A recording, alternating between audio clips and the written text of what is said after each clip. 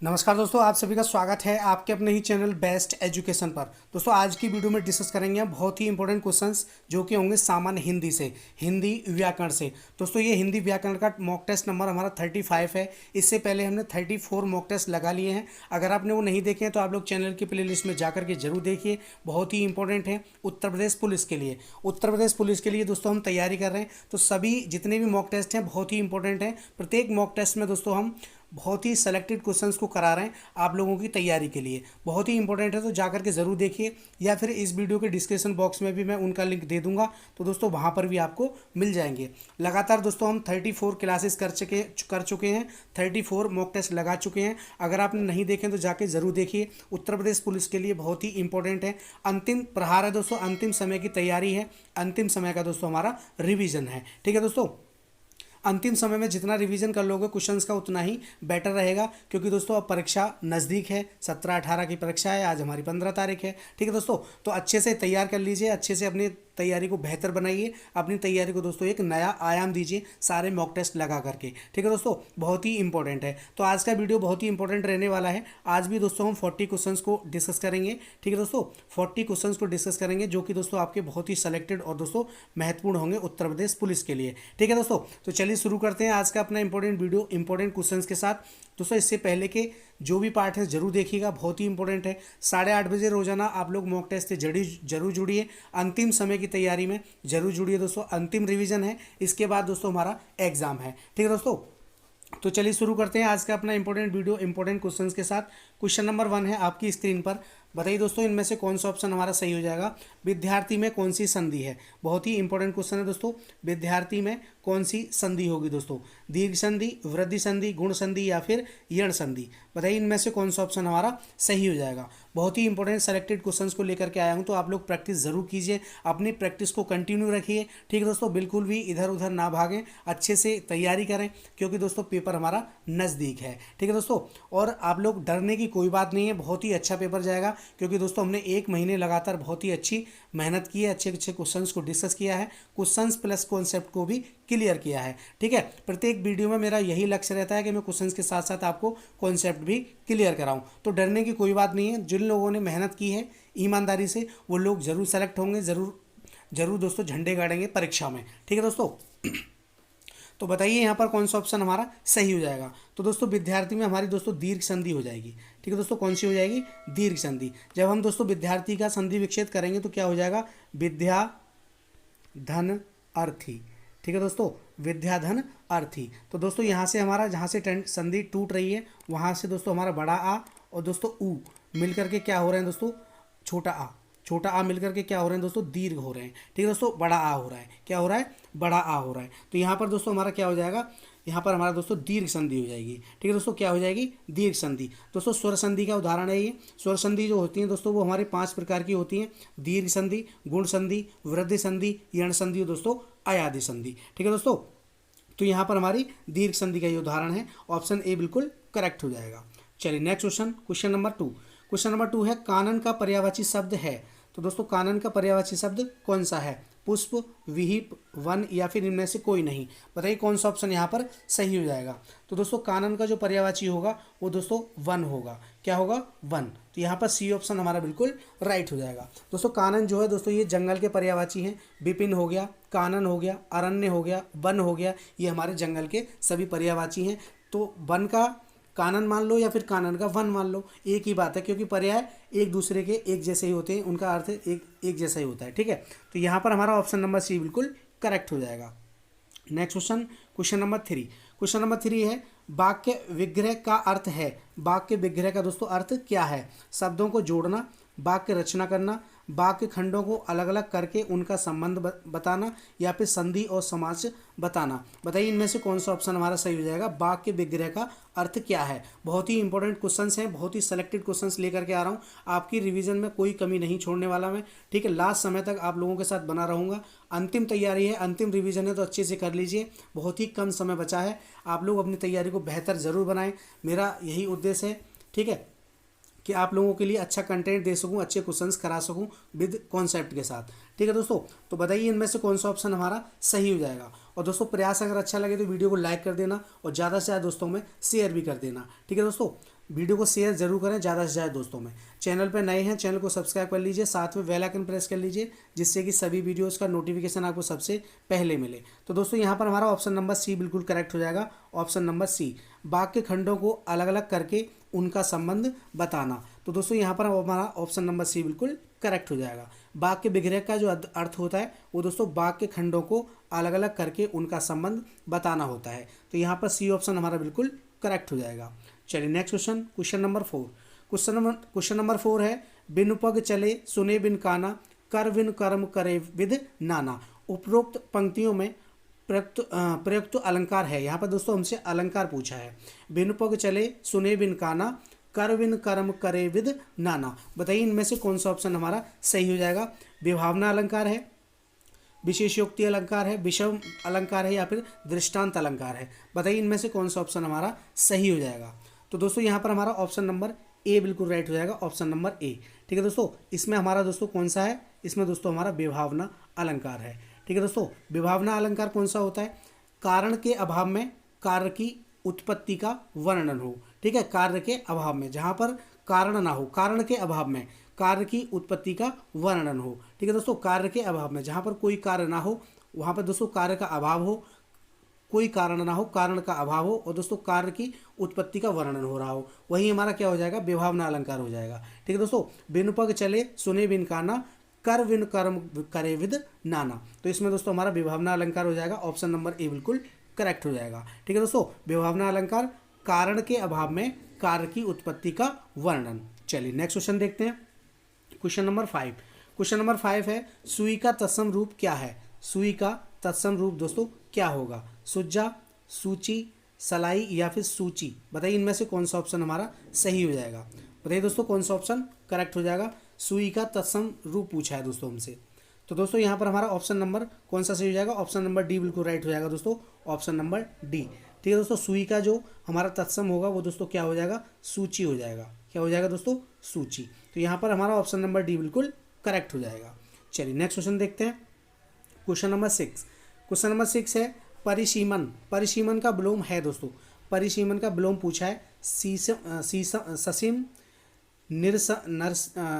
निरसीमन, असीमन, या फिर असीमन, ससीमन। बताइए दोस्तों इनमें से कौन सा ऑप्शन हमारा सही हो जाएगा।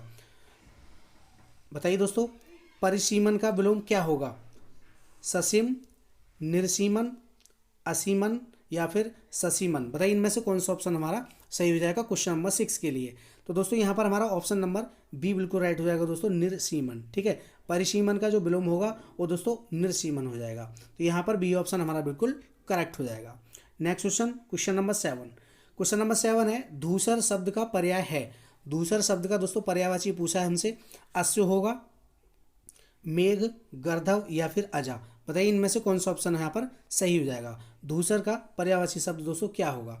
तो यहाँ पर दोस्तों हमारा ऑप्शन नंबर सी बिल्कुल राइट हो जाएगा दोस्तों, गर्धव। ठीक है दोस्तों, गर्धव हो जाएगा। दोस्तों ये गधा के पर्यायवाची हैं सभी। ठीक है दोस्तों, किसके हैं, गधा के।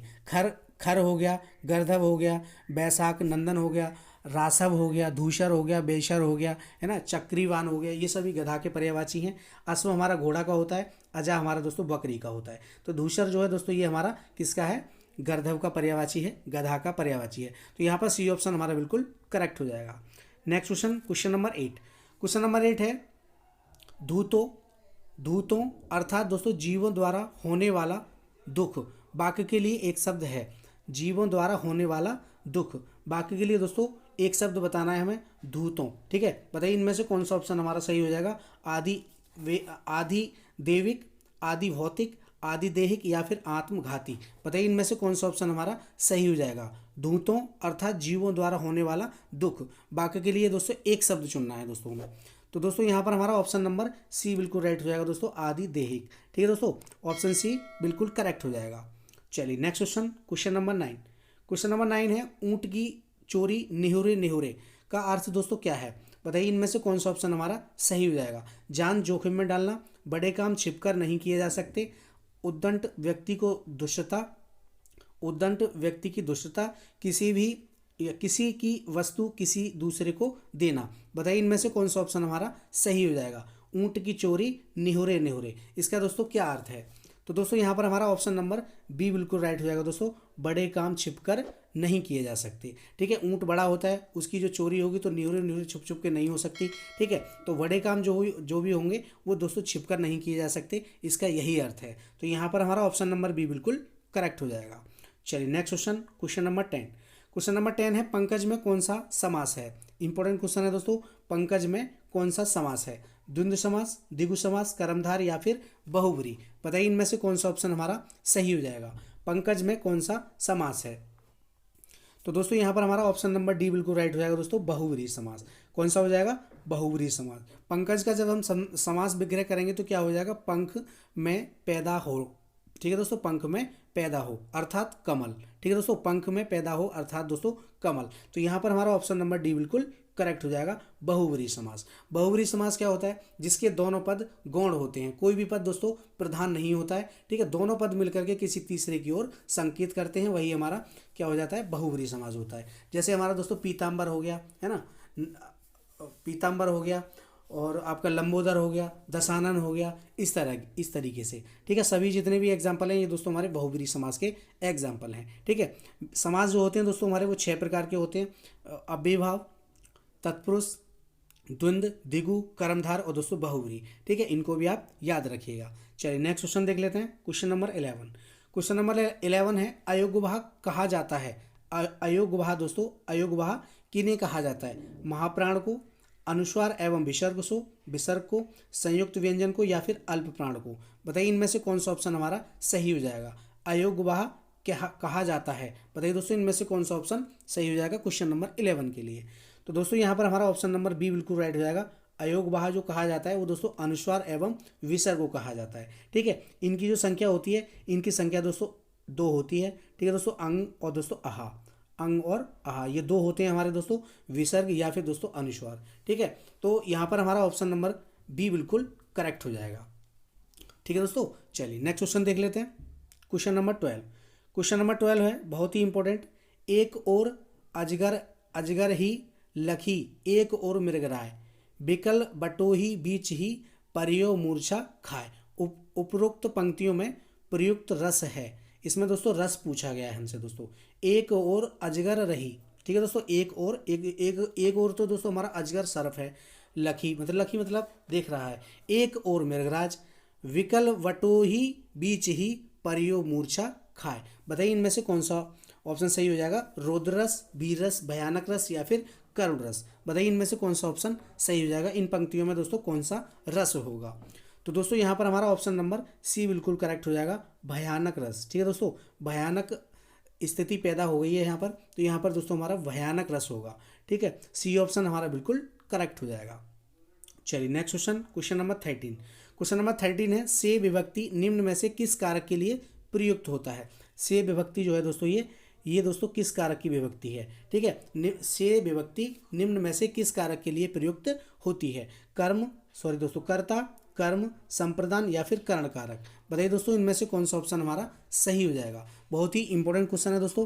कारक जो होते हैं दोस्तों वो हमारे 8 प्रकार के कारक होते हैं। ठीक है दोस्तों, कितने प्रकार के होते हैं कारक जो होते हैं दोस्तों हमारे, वो 8 प्रकार के होते हैं, ये भी आप याद रखिएगा। ठीक है दोस्तों, कौन कौन से, कर्ता कारक, कर्म कारक, कर्ण कारक, संप्रदान कारक, अपादान कारक, संबंध कारक, अधिकरण कारक और दोस्तों संबोधन कारक। ये हमारे 8 प्रकार के कारक होते हैं। कारक के जो भेद पूछे तो 8 प्रकार। ठीक है, तो से विभक्ति पूछिए हमसे, तो यहाँ पर दोस्तों हमारा ऑप्शन नंबर डी बिल्कुल राइट हो जाएगा, कर्ण कारक की विभक्ति है दोस्तों, कर्ण से। ठीक है, ऑप्शन डी बिल्कुल करेक्ट हो जाएगा।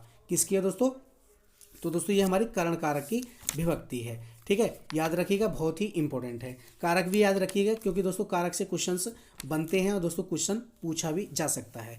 ठीक है, कर्ता कारक की विभक्ति दोस्तों ने होती है, कर्म कारक की को होती है, कर्ण कारक की से या फिर के द्वारा होती है, संप्रदान की दोस्तों को या के लिए, अपादान की दोस्तों से, इसका मतलब होता है, अपादान का मतलब होता है अलगाव। ठीक है दोस्तों, अलग होना, पृथक होना। संबंध कारक की दोस्तों रा, री, रे, ना, नी, ना, का, की, के, इस प्रकार से। अधिकरण की दोस्तों में या पर होती है। ठीक है, विभक्ति। और दोस्तों संबोधन की होती है हे, हरे, ओ, इस प्रकार से। तो यहाँ पर हमारा ऑप्शन नंबर डी बिल्कुल करेक्ट हो जाएगा। चलिए next question, question number 14। Question number 14 है, उसने नहाकर भोजन किया। इस वाक्य में नहाकर निम्नांकित में से किस क्रिया का उदाहरण है। बताइए दोस्तों इनमें से कौन सा ऑप्शन हमारा सही हो जाएगा। संयुक्त क्रिया, प्रेरणार्थक क्रिया, संयुक्त क्रिया, प्रेरणार्थक क्रिया, द्विकर्मक क्रिया या फिर पूर्वकालीन क्रिया। बताइए इनमें से कौन सा ऑप्शन सही हो जाएगा। बहुत ही इंपॉर्टेंट क्वेश्चन है दोस्तों। उसने नहाकर भोजन किया, बताइए दोस्तों इसमें नहाकर जो है किस क्रिया का उदाहरण है। बताइए दोस्तों। तो दोस्तों यहाँ पर हमारा ऑप्शन नंबर सी बिल्कुल करेक्ट हो जाएगा दोस्तों, ऑप्शन नंबर सी। ठीक है, ऑप्शन सी बिल्कुल करेक्ट हो जाएगा, द्विकर्मक क्रिया। ठीक है दोस्तों, ऑप्शन सी बिल्कुल करेक्ट हो जाएगा।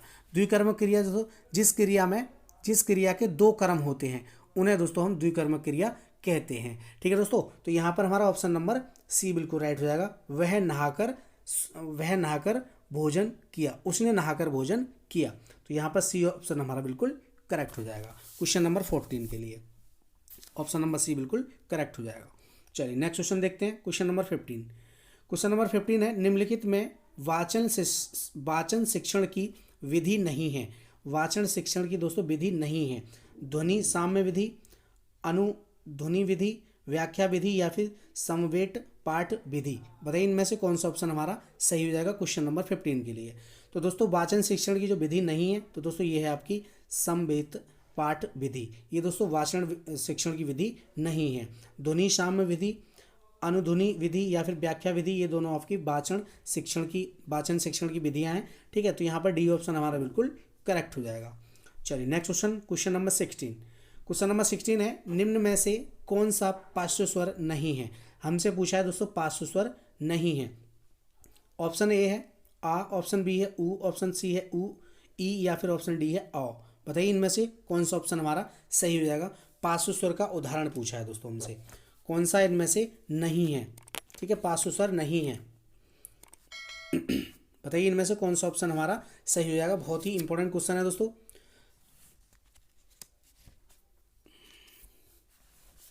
तो दोस्तों यहाँ पर हमारा ऑप्शन नंबर कौन सा सही हो जाएगा। ऑप्शन नंबर हमारा दोस्तों सी जो है बिल्कुल राइट हो जाएगा, ऑप्शन नंबर सी। ठीक है, ई जो है दोस्तों हमारा ये पार्श्व स्वर नहीं है, छोटी ई है, सॉरी दोस्तों। ठीक है दोस्तों, ई जो है हमारी दोस्तों ये पार्श्व स्वर नहीं है। दोस्तों ये कैसी है, ये दोस्तों हमारी अग्रस्वर है। ठीक है दोस्तों, अग्रस्वर कौन से होते हैं, जिन स्वरों के उच्चारण में जीभ का अग्रभाग काम करता है, वही दोस्तों हमारे अग्रस्वर होते हैं। इनकी जो संख्या होती है दोस्तों 4 होती है। ई हो गया, बड़ी ई हो गया, ए हो गया और दोस्तों ए हो गया, ये। ठीक है दोस्तों, ये हमारे कैसे होते हैं, अग्रस्वर होते हैं। हमसे पूछा है दोस्तों पार्श्व स्वर, पार्श्व स्वर नहीं है। तो पार्श्व स्वर कौन सा नहीं है, ई नहीं है, ये हमारा सी ऑप्शन बिल्कुल करेक्ट हो जाएगा। आ, उ, औ, ये हमारे कैसे हैं, ये दोस्तों हमारे कैसे हैं, पार्श्व स्वर हैं। ठीक है दोस्तों, इनकी संख्या कितनी होती है, तो दोस्तों इनकी संख्या होती है हमारी कितनी होती है, 6 होती है। कौन कौन से होते हैं दोस्तों पार्श्व स्वर, बड़ा आ हो गया, उ हो गया, बड़ा उ, और दोस्तों ओ हो गया, अ हो गया, और दोस्तों ये वाला अ हो गया। ठीक है, ये हमारे 6 होते हैं पार्श्व स्वर। ठीक है दोस्तों, पार्श्व स्वर कौन से होते हैं, जिन स्वरों के उच्चारण में जीभ का पार्श्व भाग कार्य करता है, काम करता है, वही दोस्तों हमारे पार्श्व स्वर होते हैं। डिटेल वीडियो देखने के लिए मैंने बना दिया है, उसमें दोस्तों सभी इसमें इंक्लूड किए हैं, वहाँ से क्वेश्चन बनते हैं, इस तरीके से पूछे जाते हैं। तो यहाँ पर हमारा ऑप्शन नंबर सी बिल्कुल राइट हो जाएगा। प्ले लिस्ट में मिल जाएगा, वो वीडियो जरूर देखिए। चलिए next question, question number 17। Question number 17 है, निम्नलिखित में से संयुक्त व्यंजन नहीं है। हमसे पूछा है दोस्तों संयुक्त व्यंजन नहीं है। संयुक्त व्यंजनों की जो संख्या होती है दोस्तों वो 4 होती है। छ, त्र, ग और दोस्तों आपका श्री, ये सिरमक वाला श्री, ये 4 होते हैं हमारे। तो यहाँ पर हमारा ऑप्शन नंबर डी बिल्कुल राइट हो जाएगा। है जो दोस्तों हमारा ये संयुक्त व्यंजन नहीं है, ये दोस्तों हमारा ऊष्म व्यंजन है। कैसा है दोस्तों, ऊष्म व्यंजन के अंतर्गत आता है। श और दोस्तों है, इनकी संख्या भी 4 होती है। अंतस्थ व्यंजन की संख्या 4 होती है, ये है लेव है। ठीक है, और संयुक्त व्यंजन भी हमारे 4 होते हैं। स्पर्शी व्यंजनों की संख्या दोस्तों हमारी 25 होती है, का से लेकर के माँ तक के। तो यहाँ पर दोस्तों हमारा ऑप्शन नंबर डी बिल्कुल करेक्ट हो जाएगा। Next question, question number 18। Question number 18 है, मैं तुम्हारे उज्जवल भविष्य की कामना करता हूँ। उज्जवल भविष्य की कामना करता हूँ। तो हमें दोस्तों इसमें शुद्ध वर्तनी बतानी है। उज्जवल किस प्रकार से लिखते हैं हम, बहुत ही इंपॉर्टेंट क्वेश्चन है, क्वेश्चन नंबर 18। तो दोस्तों उज्ज्वल लिखा हुआ है इसमें, तो उज्ज्वल चाहिए हमें। तो यहाँ पर हमारा ऑप्शन नंबर बी बिल्कुल करेक्ट हो जाएगा। उज्ज्वल इस प्रकार से लिखा जाता है, डबल जे बनता है आधा, और इस प्रकार से। ठीक है, उज्ज्वल। तो यहाँ पर हमारा ऑप्शन नंबर बी बिल्कुल करेक्ट हो जाएगा। चलिए दोस्तों नेक्स्ट क्वेश्चन, क्वेश्चन नंबर 19।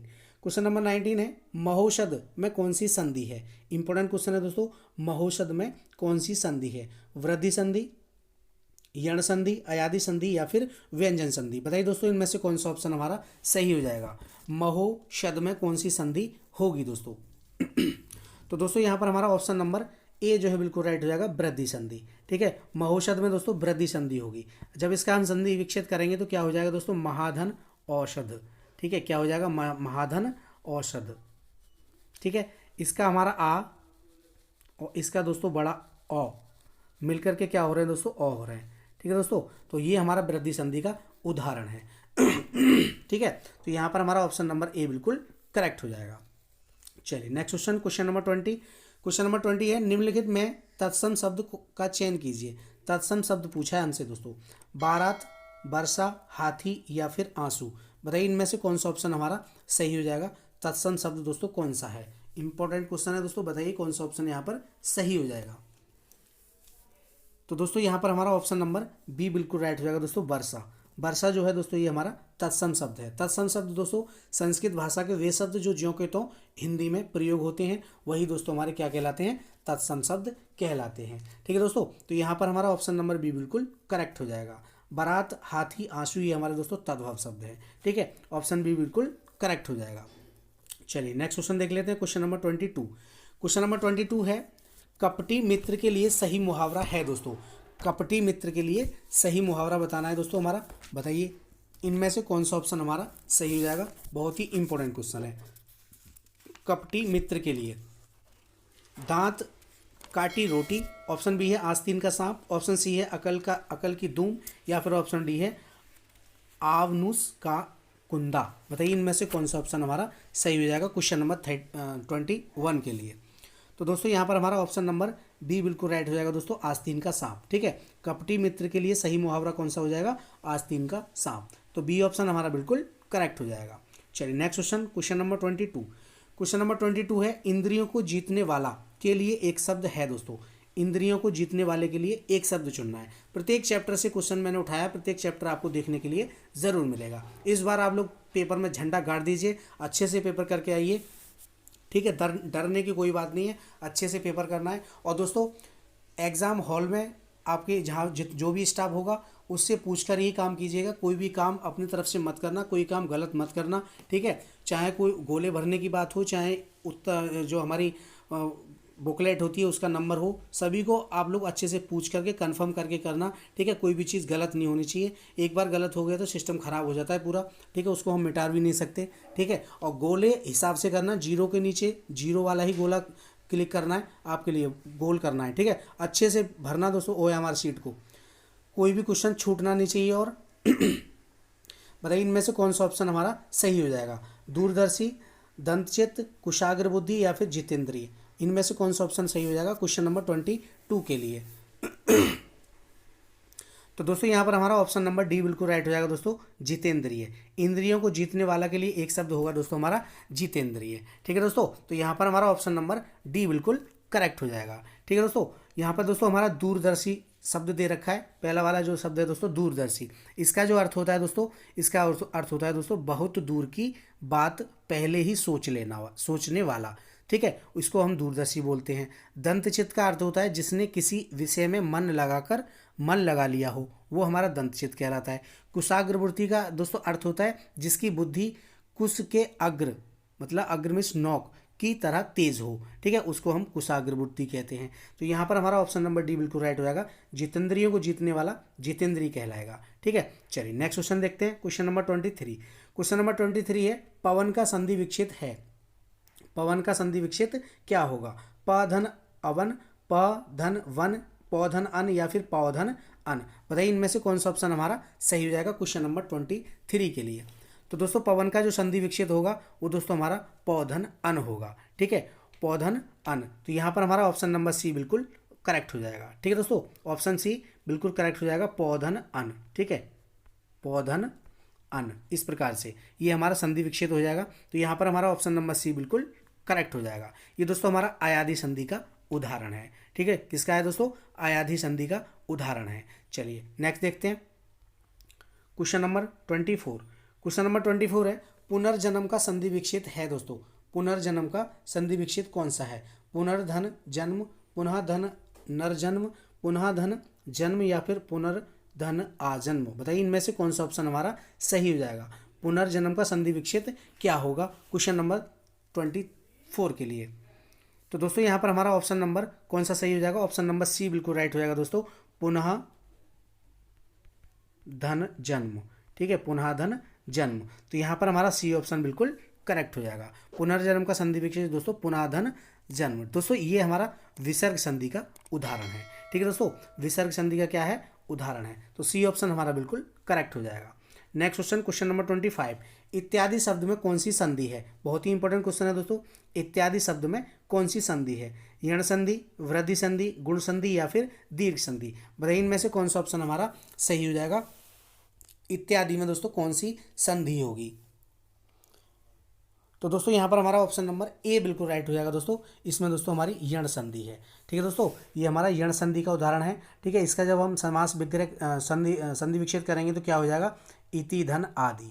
ठीक है दोस्तों, क्या हो जाएगा? इति धन आदि। ठीक है, इसमें से हमारा ई निकल के आ रहा है। ठीक है, और इसमें से क्या निकल के आ रहा है दोस्तों? हमारा आ निकल के आ रहा है। ठीक है, तो यहाँ पर हमारा क्या हो जाएगा? यहाँ पर दोस्तों हमारा ये हमारा जो उदाहरण है ये दोस्तों यण संधि का उदाहरण है। तो यहाँ पर हमारा ऑप्शन नंबर एक जो है बिल्कुल राइट हो जाएगा, ए यण संधि। ठीक है दोस्तों, क्या हो जाएगा? यण संधि का ये उदाहरण है। चलिए नेक्स्ट क्वेश्चन देखते हैं, क्वेश्चन नंबर 26। क्वेश्चन नंबर 26 है, नाक रगड़ना का क्या अर्थ है? नाक रगड़ना का अर्थ दोस्तों क्या है? नाक में चोट लगना, इज्जत देना, दीनता पूर्वक प्रार्थना करना या फिर चापलूसी करना। बताइए इनमें से कौन सा ऑप्शन सही हो जाएगा? नाक रगड़ना का दोस्तों अर्थ क्या है? बहुत ही इंपॉर्टेंट क्वेश्चन है। तो दोस्तों नाक रगड़ना का जो अर्थ होता है वो होता है दोस्तों दीनता पूर्वक प्रार्थना करना या फिर विनती करना। तो यहाँ पर हमारा ऑप्शन नंबर सी बिल्कुल करेक्ट हो जाएगा। ऑप्शन सी बिल्कुल करेक्ट हो जाएगा। चलिए नेक्स्ट क्वेश्चन, क्वेश्चन नंबर 27।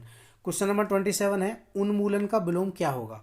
उन्मूलन का विलोम क्या होगा? उत्थान, उत्कर्ष, रोपण या फिर अवनति। बताइए इनमें से कौन सा ऑप्शन सही हो जाएगा? तो दोस्तों उन्मूलन का जो विलोम होगा वो दोस्तों क्या हो जाएगा? तो दोस्तों यहाँ पर हमारा ऑप्शन नंबर 3 जो है बिल्कुल राइट हो जाएगा। Option number 3। ठीक है, उन्मूलन का विलोम होगा रोपण। ठीक है, ऑप्शन सी बिल्कुल करेक्ट हो जाएगा, रोपण। ठीक है दोस्तों, क्या हो जाएगा? रोपण। ठीक है दोस्तों, उत्थान का जो विलोम होता है, उत्थान का विलोम होता है दोस्तों पतन। क्या होता है?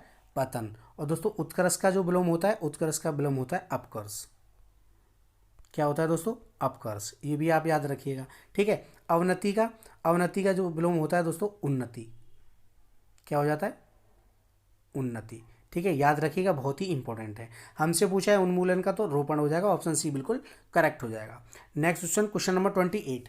क्वेश्चन नंबर 28 है, महावीर प्रसाद द्विवेदी ने आदिकाल को क्या संज्ञा दी है? दोस्तों महावीर प्रसाद द्विवेदी ने आदिकाल को क्या संज्ञा दी है? चारणकाल, आदिकाल, वीरकाल या फिर बीजपन काल। बताइए इनमें से कौन सा ऑप्शन हमारा सही हो जाएगा क्वेश्चन नंबर 28 के लिए?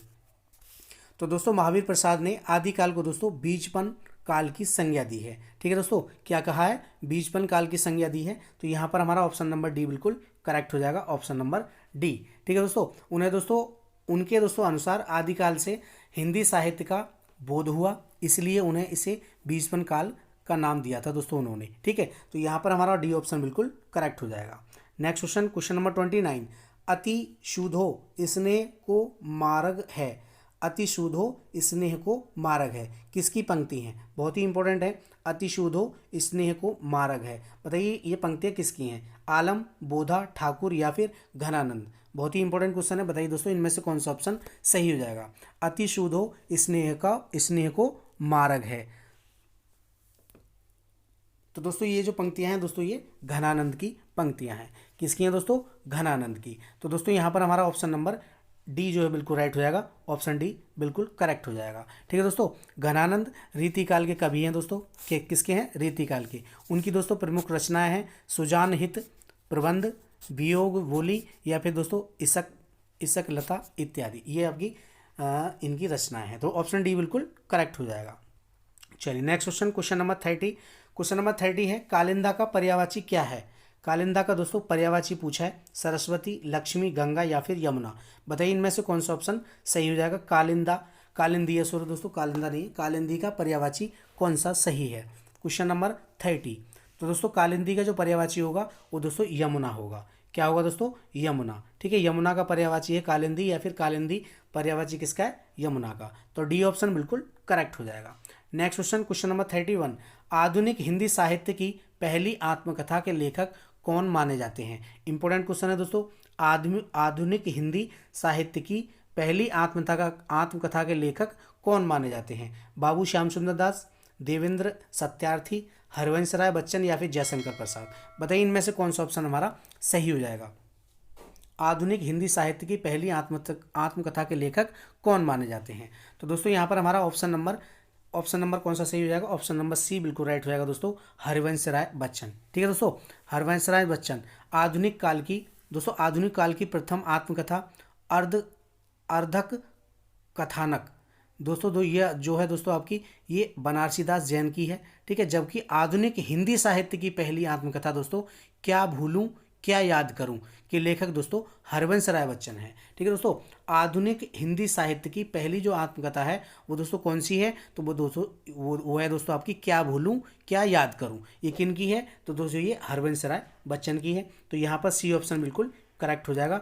आधुनिक हिंदी साहित्य की पहली आत्मकथा के लेखक कौन है दोस्तों? हरवंश राय बच्चन। सी ऑप्शन हमारा बिल्कुल करेक्ट हो जाएगा।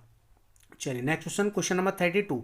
क्वेश्चन नंबर 32 है, कार्य के आरंभ में ही विघ्न पड़ना किस मुहावरे का अर्थ है? कार्य के आरंभ में ही विघ्न पड़ना किस मुहावरे का अर्थ है? सिर मारना, सिर पर सेहरा बंधा होना, सिर मुड़ाते ही ओले पड़ना, या फिर सिर पर शैतान सवार होना। बताइए इनमें से कौन सा ऑप्शन सही हो जाएगा।